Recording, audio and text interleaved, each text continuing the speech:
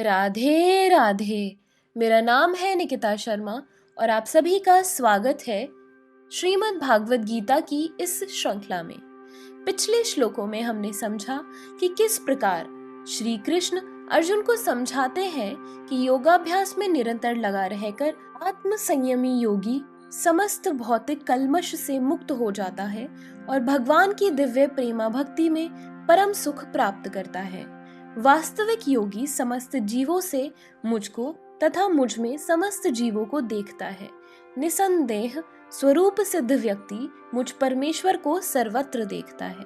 चलिए आज बढ़ते हैं अगले श्लोकों की ओर। श्रीमद् भागवत गीता के 6 अध्याय के 30वें श्लोक में कहा गया है, यो माम पश्यति सर्वत्र सर्वं च मयि पश्यति तस्याहं न प्रणश्यामि स च मे न प्रणश्यति।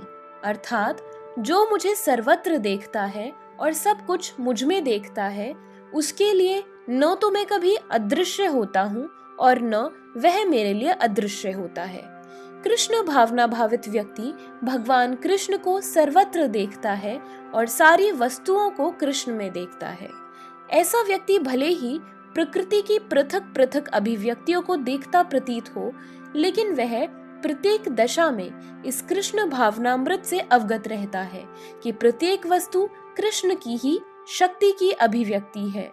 कृष्ण भावनामृत का मूल सिद्धांत ही यह है कि कृष्ण के बिना कोई अस्तित्व नहीं है और कृष्ण ही सर्वेश्वर है। कृष्ण भावनामृत कृष्ण प्रेम का विकास है, ऐसी स्थिति जो भौतिक मोक्ष से भी परे है।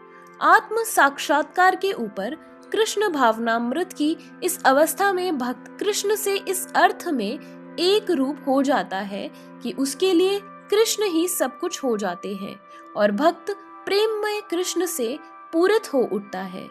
जब भगवान तथा भक्त के बीच अंतरंग संबंध स्थापित हो जाता है, उस अवस्था में जीव को विनष्ट नहीं किया जा सकता और न भगवान भक्त की दृष्टि से ओझल होता है।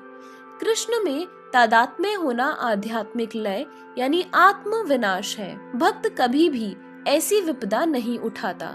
ब्रह्म संहिता में कहा गया है, मैं आदि भगवत गोविंद की पूजा करता हूँ, जिनका दर्शन भक्तगण प्रेम रूपी अंजन लगे नेत्रों से करते हैं। वे भक्त के हृदय में स्थित श्याम सुंदर रूप में देखे जाते हैं। इस अवस्था में न तो भगवान कृष्ण अपने भक्त की दृष्टि से ओझल होते हैं और न भक्त ही उनकी दृष्टि से ओझल हो पाते हैं। यही बात योगी के लिए भी सत्य है, क्योंकि वह अपने हृदय के भीतर परमात्मा रूप में भगवान का दर्शन करता रहता है। ऐसा योगी शुद्ध भक्त बन जाता है और अपने अंदर भगवान को देखे बिना एक क्षण भी नहीं रह सकता। 31वें श्लोक में कहा गया है, सर्वभूत स्थितम यो माम भजत्येकत्वमास्थितः सर्वथा वर्तमानो अपि स योगी मयि वर्तते। अर्थात जो योगी मुझे तथा परमात्मा को अभिन्न जानते हुए परमात्मा की भक्ति पूर्वक सेवा करता है, वह हर प्रकार से मुझ में सदैव स्थित रहता है। जो योगी परमात्मा का ध्यान करता है, वह अपने अंतःकरण में चतुर्भुज विष्णु का दर्शन कृष्ण के पूर्ण रूप में शंख, चक्र, गदा तथा कमल पुरुष धारण किए करता है। योगी को यह जानना चाहिए कि विष्णु कृष्ण से भिन्न नहीं है। परमात्मा रूप में कृष्ण जन जन के हृदय में स्थित है। यही नहीं, असंख्य जीवों के हृदयों में स्थित असंख्य परमात्माओं में कोई अंतर नहीं है। न ही कृष्ण की दिव्य प्रेमा भक्ति में निरंतर व्यक्त व्यक्ति तथा परमात्मा के ध्यान में निरत एक पूर्ण योगी के बीच कोई अंतर है। कृष्ण भावनामृत में योगी सदैव कृष्ण में ही स्थित रहता है। भले ही भौतिक जगत में वह विभिन्न कार्यों में व्यस्त क्यों ना हो। इसकी पुष्टि शील रूप गोस्वामी कृष्ण भक्ति सामृत सिंधु में हुई है। कृष्ण भावनामृत में रत रहने वाला भगवत भक्त स्वतः मुक्त हो जाता है। नारद पंचरात्र में इसकी पुष्टि इस प्रकार हुई है, देश काल से अतीत तथा सर्वव्यापी श्री कृष्ण के दिव्य रूप में ध्यान एकाग्र करने से मनुष्य कृष्ण के चिंतन में तन्मय हो जाता है और तब उसे दिव्य सानिध्य की सुखी अवस्था को प्राप्त होती है। योगाभ्यास में समाधि की सर्वोच्च अवस्था कृष्ण भावनामृत है। केवल इस ज्ञान से कि कृष्ण प्रत्येक जग के हृदय में परमात्मा रूप में उपस्थित है, योगी निर्देश हो जाता है।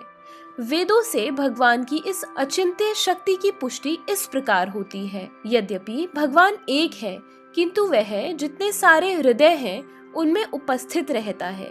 इसी प्रकार स्मृति शास्त्र का कथन है, विष्णु एक है, फिर भी वे सर्वव्यापी हैं। एक रूप होते हुए भी वे अपनी अचित्य शक्ति से सर्वत्र उपस्थित रहते हैं। जिस प्रकार सूर्य एक ही समय अनेक स्थानों में दिखता है। 32वें श्लोक में कहा गया है, आत्मोप्येन सर्वत्र समम पश्यति यो अर्जुन, सुखम वा यदि वा दुखम स योगी परमो मतः। अर्थात, हे अर्जुन, वह पूर्ण योगी है जो अपनी तुलना से समस्त प्राणियों की उनके सुखों तथा दुखों में वास्तविक समानता का दर्शन करता है। कृष्ण भावना भावित व्यक्ति पूर्ण योगी होता है। वह अपने व्यक्तिगत अनुभव से प्रत्येक प्राणी के सुख तथा दुख से अवगत होता है। जीव के दुख का कारण ईश्वर से अपने संबंध का विस्मरण होता है। सुख का कारण कृष्ण को मनुष्यों के समस्त कार्यों का परम भोक्ता, समस्त भूमि तथा लोकों का स्वामी एवं समस्त जीवों का परम हितैषी मित्र समझना है।